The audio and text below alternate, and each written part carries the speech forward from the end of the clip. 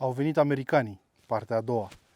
După incursiunea în lumea Cadillac, în lumea Cadillac, așa cum o știm noi aici în Europa, europenizată puternic prin intermediul lui XT4, astăzi o să testăm încă o mașină americană. O mașină care nu se simte foarte confortabil în orașele europene foarte vechi, dar care poate fi cumpărată și în Europa și care respectă foarte multe din tradițiile europene și se simte atunci când o conduci ca o mașină americană.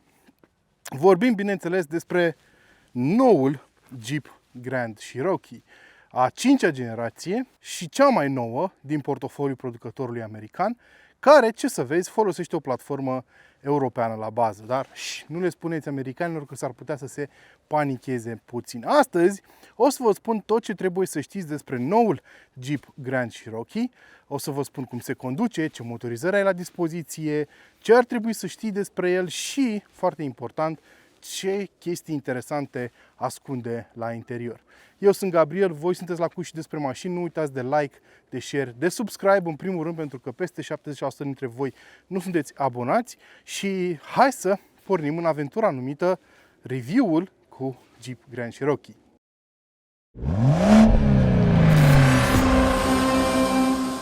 Ce este un Jeep Grand Cherokee? Păi în momentul de față, pentru că avem două versiuni disponibile, Grand Cherokee și Grand Cherokee L, este un rival pentru un set de mașini destul de complicat de definit.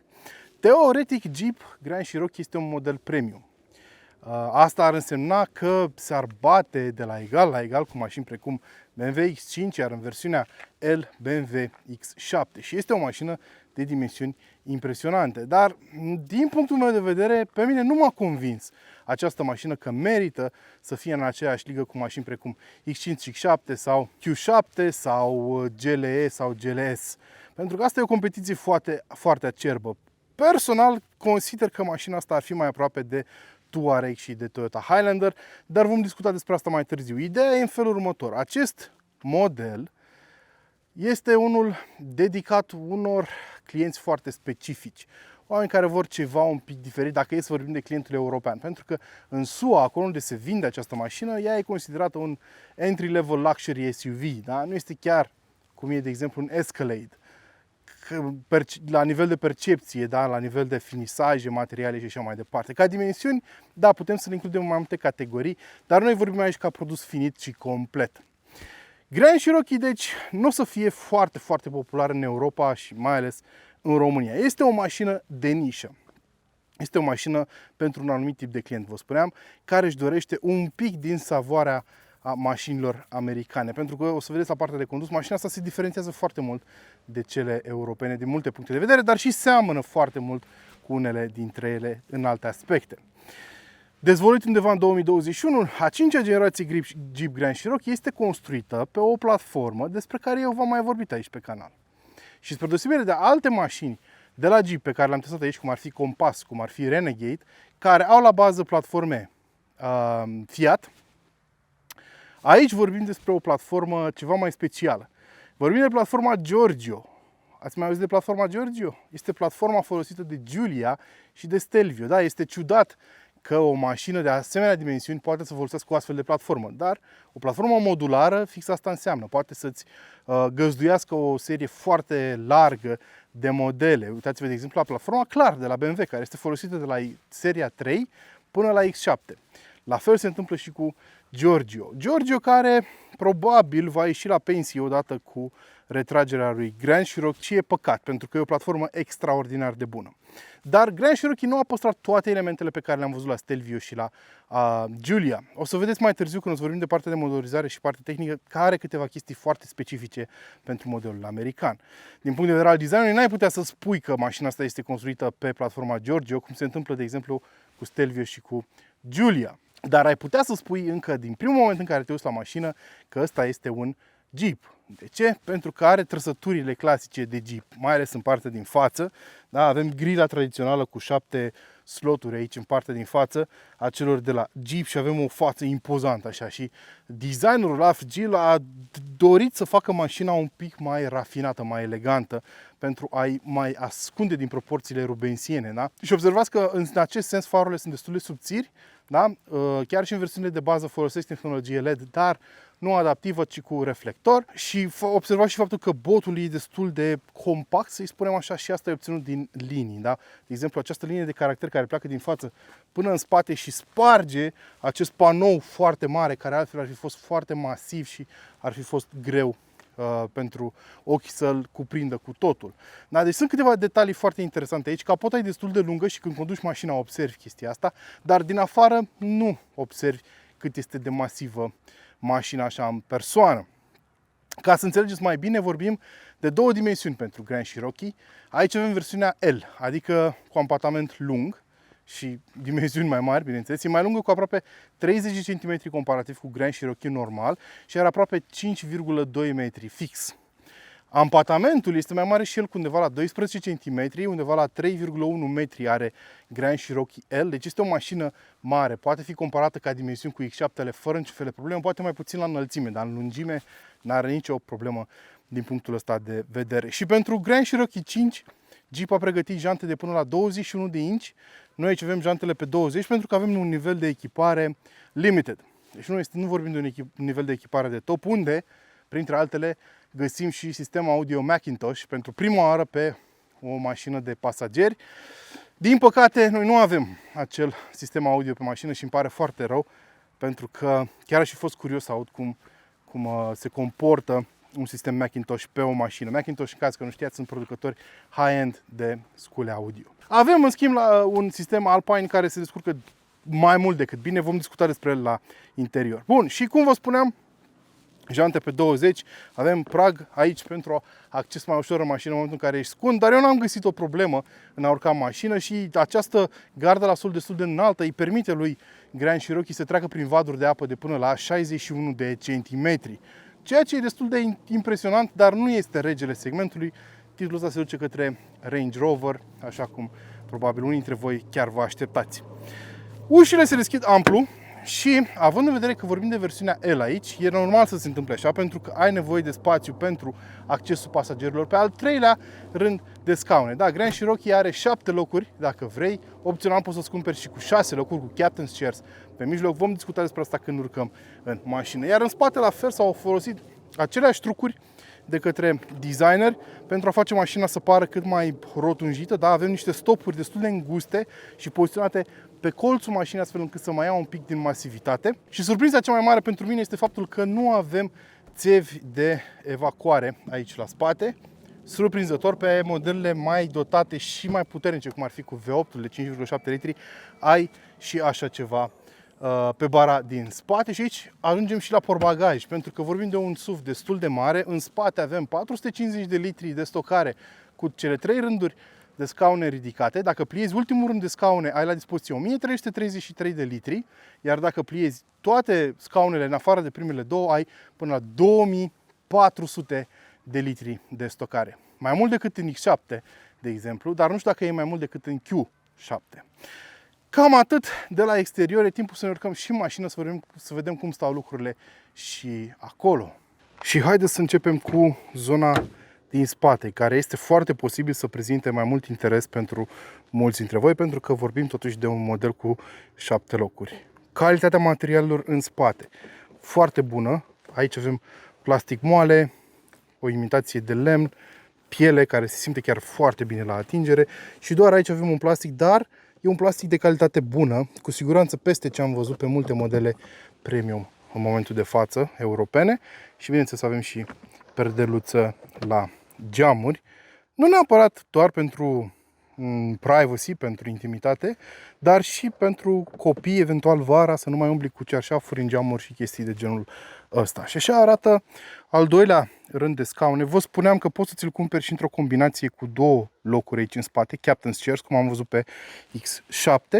Dar scaunele, bineînțeles că sunt ajustabile față-spate, pentru că vorbim de o mașină cu 3 rânduri de locuri. De aici poți să ajustezi poziția spătarului sau să îl pliezi și că punem scaunul la loc ca să te poți urca pe al treilea rând de scaune, tragi de acest mâner și scaunele culisează așa. Destul de mult spațiu pentru a accede pe ultimele locuri. Hai să ne și urcăm, să vedem cât de ușor e.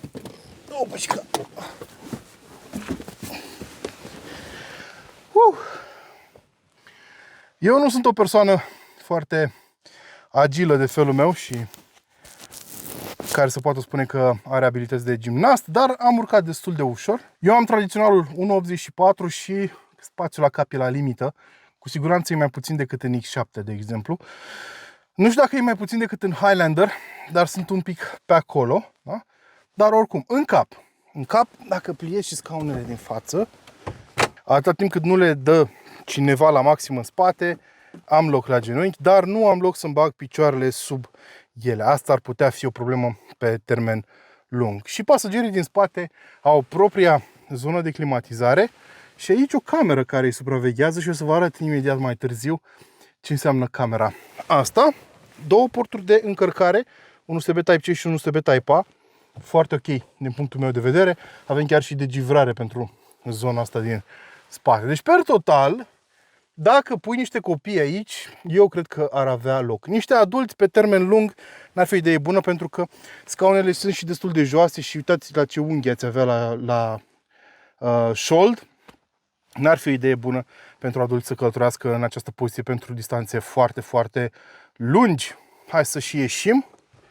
Iarăși ridicăm de acest mâner, am împins scaunele și coborâm. Am dat scaunul la loc ca să vedem cât spațiu avem. Așa, aici pentru pasageri, niciun fel de problemă. Și țineți cont de faptul că scaunul șoferului nu este reglat în poziția confortabilă la condus.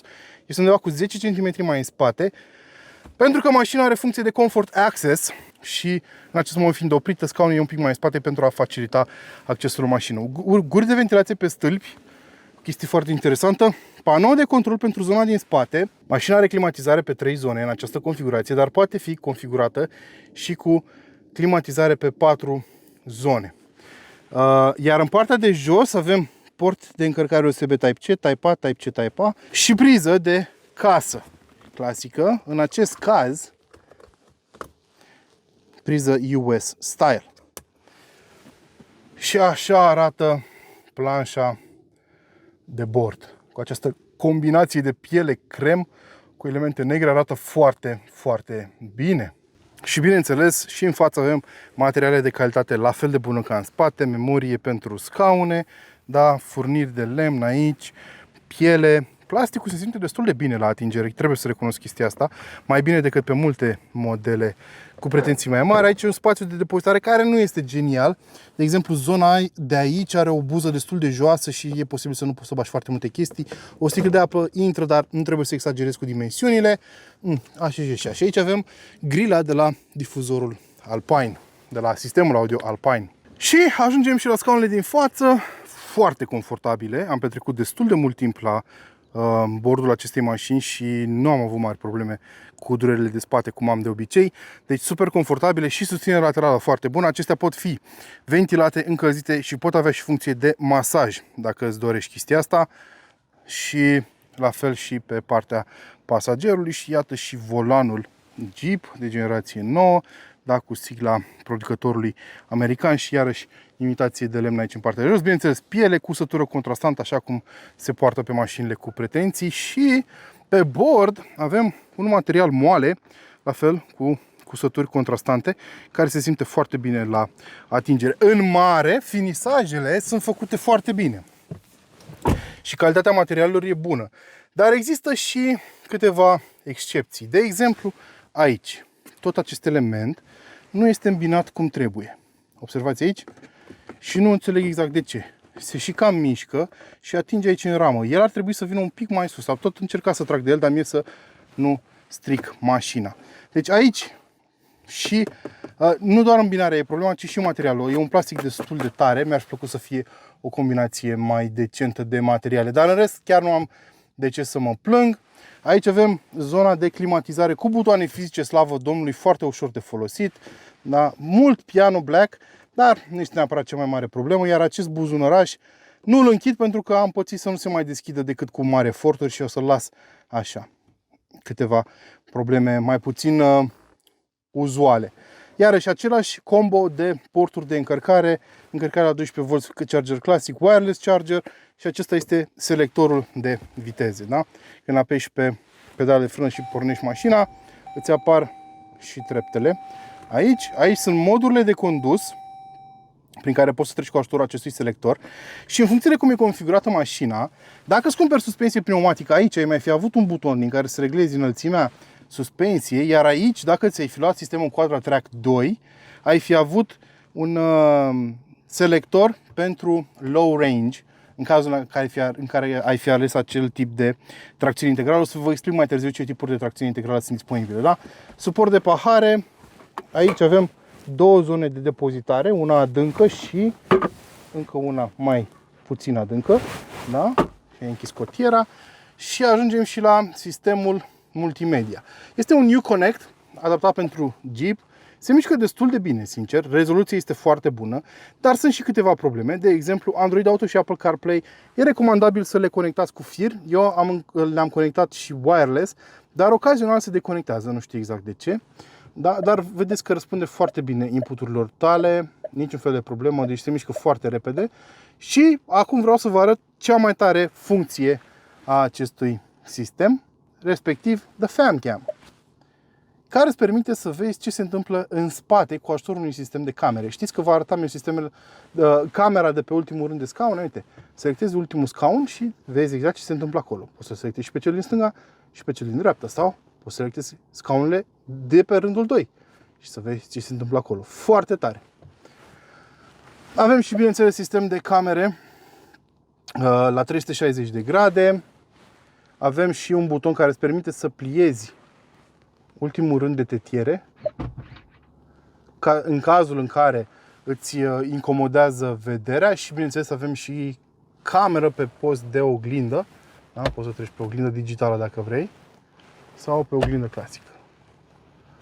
Iar aici avem multe butoane pentru trapă. Ia să o și deschidem. O trapă de-a dreptul uriașă, care își face treaba cu brio în zilele calde și lasă foarte multă lumină să intre la interior. Și acum trebuie să vorbim și de ecrane. Bine, mai avem niște scurtături aici în partea de sus, nu o să mai discutăm despre ele. Ideea este că dacă îți cumperi un model de top, full options, cum se spune coloquial, mai ai un ecran la dispoziție pentru pasager. Un ecran care are o protecție pe el, astfel încât șoferul să nu poată să vadă ce se întâmplă pe el. Foarte interesant. Și pe care pasagerul se poate juca în liniște. Ce ne mai lipsește de pe mașina asta este un sistem head-up display, care este disponibil pentru Grand Cherokee, în timp ce acest instrumentar de bord cu un ecran de 10 inch este disponibil în standard și se mișcă foarte bine, numai că mi-ar fi plăcut să aibă o rezoluție ceva mai înaltă. Dacă te uiți de aproape poți să observi pixelii. Îmi place faptul că apeși pe OK și se schimbă în mile pe oră vitezometru. Da? Și poți să vezi diferite informații interesante, absolut tot ce ai nevoie. Nu mai intru în detalii pentru că nu este nevoie. Încă un detaliu care îmi place este faptul că avem o lumină de fundal aici, da? Și în partea cealaltă, în spatele ecranului, care îi dă o senzație de adâncime pe timp de noapte și arată foarte bine. Nu sunt culori prea stridente și nu sunt nici prea puternice, chiar dacă dai la maxim luminozitatea, este fix așa cum trebuie tot acest panou. Și chiar îi laud pe cei de la Jeep pentru implementarea lui. La fel și Uconnect-ul se mișcă foarte bine. Și cam atât de la interior. V-am spus tot ce trebuia să știți. Haideți să ne punem și la drum, să vedem cum se conduce mașina și ce ar trebui să știți despre ea atunci când vă puneți, nu știu, la o călătorie ceva mai lungă. Se parti! Am plecat în călătorie cu autobuzul cunoscut și drept Jeep Grand Cherokee L. E cu adevărat o mașină americană și o simți din momentul în care te urci la bord, în ciuda faptului că folosește o platformă europeană la bază. La ce mă refer? Mă refer la modul în care se conduce, cât de mare e, cât de impozantă e. E cu totul diferit față de ce știm noi ca europeni, ca filozofie de crearea unei mașini și așa mai departe. E o mașină cu adevărat impresionantă din momentul în care o privești, pentru că arată într-un fel, mie îmi place foarte mult cum arată, până în momentul în care pur și simplu te urci la volan. Și o să vedeți imediat că, deși avem platforma Giorgio la bază, motorizările nu sunt chiar new age. Acum, momentan mașina nu este adusă oficial în România, urmează să fie adusă și în România. Vom vedea la momentul acela ce motorizări sunt aduse. Noi aici conducem una dintre versiunile internaționale pentru ea, care e foarte posibil să nu fie disponibilă și în Europa ulterior. Vorbim despre un V6 sub capotă de 3,6 litri, numit și Pentastar, cunoscut și drept Pentastar în limbajul Chrysler. Este un motor dezvoltat de Chrysler, un motor cu o tradiție foarte lungă în spate, foarte longeviv, care a primit un update în 2016, un update care a adus un EGR răcit, a adus o altă admisie, a adus variable valve timing, adică control variabil al valvelor, a adus foarte multe modificări, dar în mare el este un motor dezvoltat acum peste 30 de ani, da? Cu foarte multă tradiție în line-up-ul Chrysler și Jeep. 3,6 litri, vă spuneam, V6 cu injecție indirectă și cu 290 de cai putere și 350 de Nm cuplu la dispoziție. Motorul ăsta este cuplat la o transmisie foarte modernă. Aceeași transmisie pe care o găsim pe toate modelele bazate pe platforma Giorgio, respectiv ZF 8HP. O cutie automată foarte fiabilă, foarte bună, cu convertizor de cuplu care se descurcă excelent, care are o altă denumire aici pe Jeep, dar la bază e 8 ZF, ZF 8HP, chiar dacă aici îi zice Torque Flight. Da? O cutie care, combinată cu acest motor, reușește să scoată absolutamente tot din el. Motorul V6 Pentastar eu l-am mai condus, e un motor destul de leneș și e normal pentru că ai disponibil tot cuplul acela de doar 350 de Nm, foarte sus în gama de turații.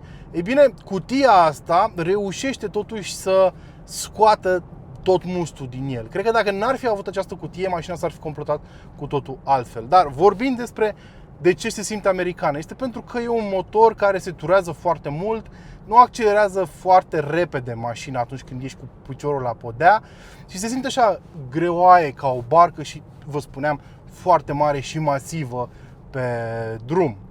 Dar mai sunt și alte motorizări. Banii, nu știu, eu dacă aș fi un om care pariază, banii mei ar fi pe versiunea 4XE, care ar trebui să ajungă în România.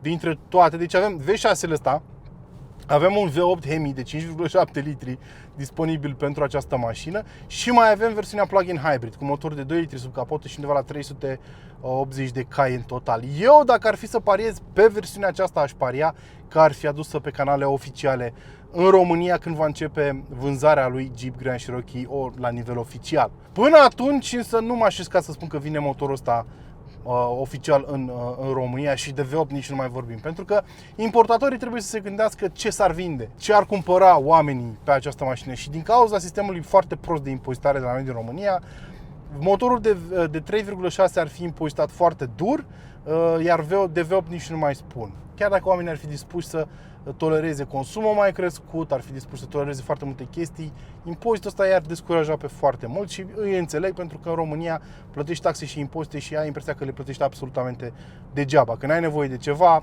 nu se întâmplă. Bun, deci, per total, motorul e un pic leneș, dar îl ajută foarte mult cutia. Acum, vă spuneam, poți să-ți iei și V8, poți să-ți iei și 2 litri turbo, dar motorul ăsta, chiar dacă este unul destul de înnetate, are și câteva avantaje pe lângă dezavantaje. Da? De exemplu, v-am spus, are injecție indirect, ceea ce înseamnă că nu o să ai probleme cu acumulările de carbon în admisie. Da? The carbon build-up issue pe care o au foarte multe modele cu injecție directă.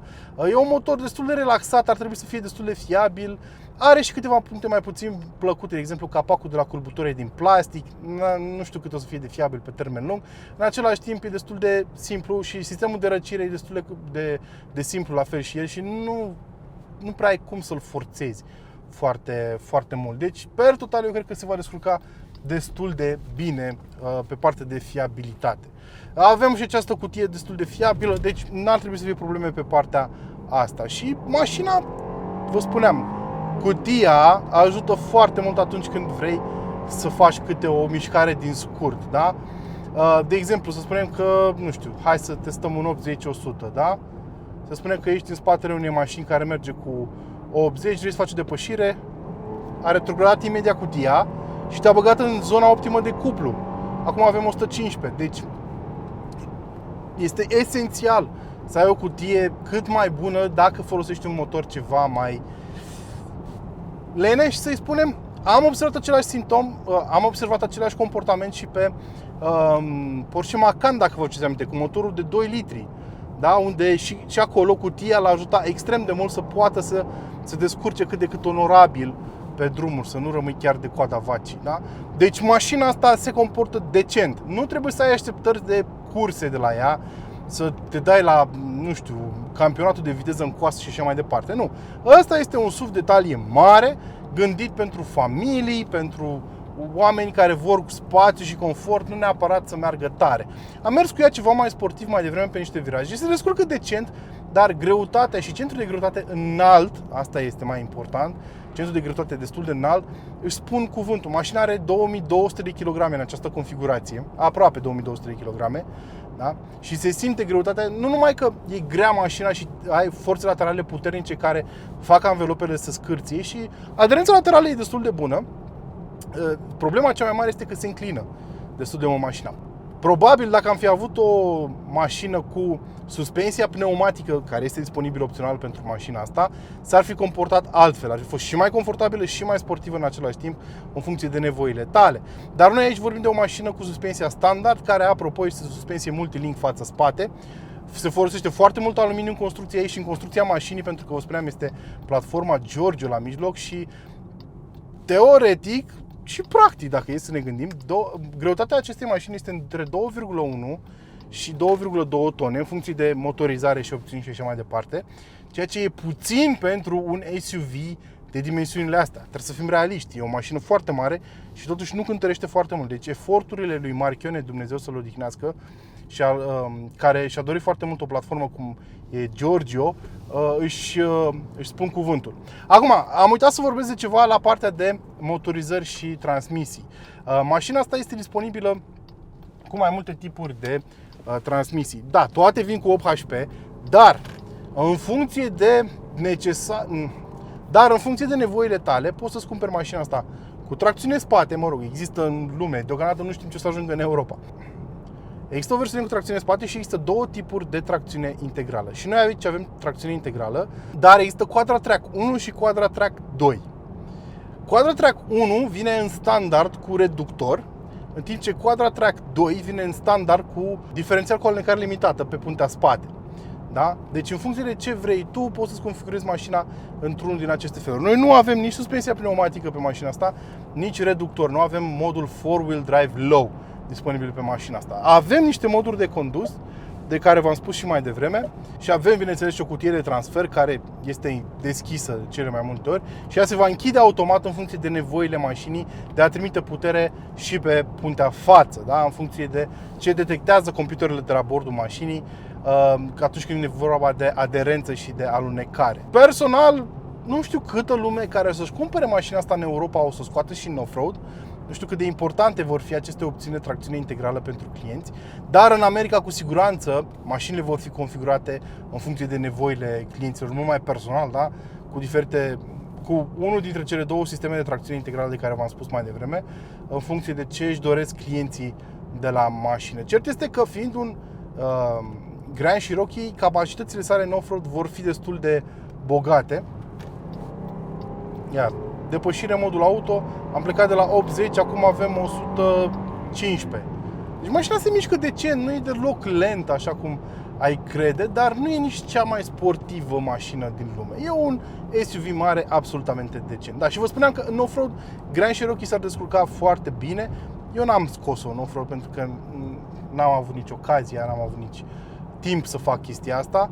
Dar am o presimțire că se va descurca foarte bine, asta judecând în baza a ceea ce am văzut și eu la alți oameni care au testat mașina asta în off-road, așa cum poate că ar fi trebuit să fac și eu. Eu m-am axat mai mult pe cum e să trăiești cu ea într-un București aglomerat, într-un București ploios, unde știm cu toții că toată lumea își folosește mașina pe post de umbrelă.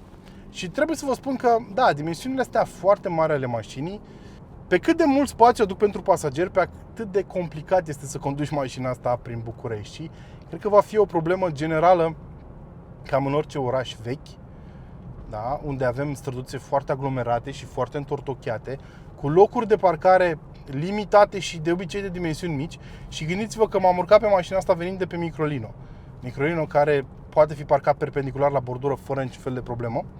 M-am urcat pe mașina asta și bineînțeles că am simțit din plin dimensiunile ei rubensine. Probabil dacă aș veni de pe un X5 mi-ar fi fost mai ușor să mă adaptez. Dar cert este că parcarea ei e un pic greoaie în București. Să cauți loc pentru o mașină de 5,2 metri înseamnă să ai la dispoziție undeva la 5,5 metri pe puțin. Da, să poți să-ți faci manevra. Nu vezi foarte bine colțurile mașinii. Bine că avem sistemul de camere de 360 de grade care își face treaba foarte bine și te ajută. Calitatea camerelor chiar este foarte bună pe timp de noapte, dar în continuare trebuie să fii un șofer destul de iscusit. La fel, să ai grijă pe la colțuri, când ieși din intersecții, să nu intri pe cealaltă bandă și așa mai departe. Sunt foarte multe lucruri de care trebuie să ții cont. Și bineînțeles, pentru că vorbim de un motor destul de mare, avem și un consum ceva mai crescut de combustibil, dar nu atât de mare pe cât ați crede. De exemplu, să vedem acum, media pe ultimii 7600 de km a acestei mașini este de 16,3 litri la 100 de km. Nu vă speriați, eu în cei 280 de km pe care i-am făcut până acum cu ea, am scos un consum mediu de 15,3.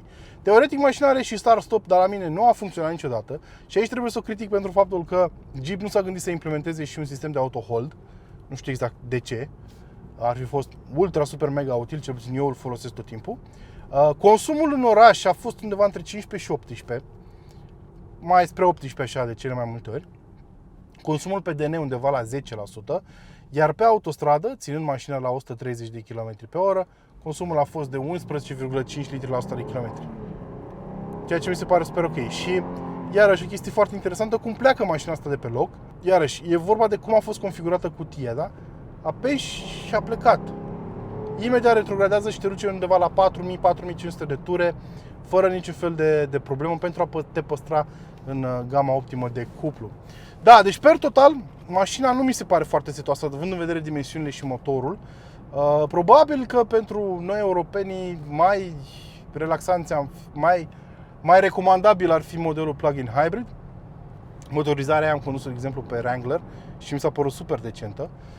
Nu-mi place faptul că avem oglindă US style, adică mașinile din oglinda asta se văd foarte aproape, în timp ce celelalte două oglinzi sunt normale, ceea ce te bagă puțin în ceață, trebuie să-ți ajustezi iarăși tot timpul așteptările când te uiți în oglindă, dar presupun că te obișnuiești și cu asta.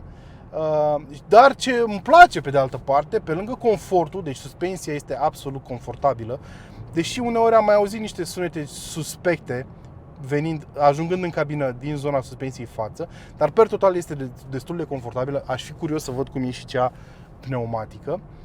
Mașina este cu siguranță gândită pentru a fi folosită la călătorii lungi și acolo excelează prin confortul său, prin atitudinea relaxată pe care o ai la volan, prin izolarea fonică excepțională, chiar și la viteze foarte mari. Deci nu se aude nimic și nu-ți dai seama când ajungi la 150 de km pe oră, pentru că și motorul este foarte liniar și transmisia este liniară și izolarea fonică este foarte bună și chiar nu-ți dai seama când atingi viteze îngrijorătoare. Și da, aș putea să îmi imaginez un road trip cu familia foarte ușor cu mașina asta, în confort absolut, fără niciun fel de problemă. Și cred că de asta a fost gândită, pentru asta a fost gândită Grand Cherokee. Poți să folosești și prin oraș, dar o să fii mult mai crispat la volan și ai toate problemele menționate anterior. De asta am și filmat-o în afara orașului, pentru că mi se pare că îi se potrivește mult mai bine. Și acum trebuie să vorbim și de prețuri și rival. Prețurile nu le avem încă la nivel oficial pentru România. Mașina asta costă 86.000 de euro. O să vă las un link în descriere către site-ul de unde puteți să o cumpărați dacă vă interesează. 86.000 de euro. Da, atâta costă. Acum, vă spuneam, teoretic Jeep este un producător premium, da? Și rivalii pentru Grand Cherokee ar fi X5, X7, dacă vorbim de Grand Cherokee L, da? Ar fi Q7, GLE, GLS și așa mai departe, XC90, da? Nu cred că este chiar la nivelul lor. Nu sunt mari probleme pe partea de finisaje la interior, dar parcă nu e chiar acolo. Cred că cei mai apropiați rivali ai acestei mașini sunt Toyota Highlander și Volkswagen Touareg. care și ele se află tot așa într-un fel de limbo între premium și volum. Nu sunt nici de volum, nu sunt nici premium, sunt așa undeva între. Cred că alea ar fi cele mai apropiate rivale și dacă e să le luăm pe acestea două în considerare, concurența e destul de acerbă. Aș vrea să-mi spuneți voi ce ați alege din acest trio. Toyota Highlander, Volkswagen Touareg, respectiv Jeep Grand Cherokee. Și bineînțeles, până data viitoare, nu uitați să vă hrăniți pasiunile. Ciao!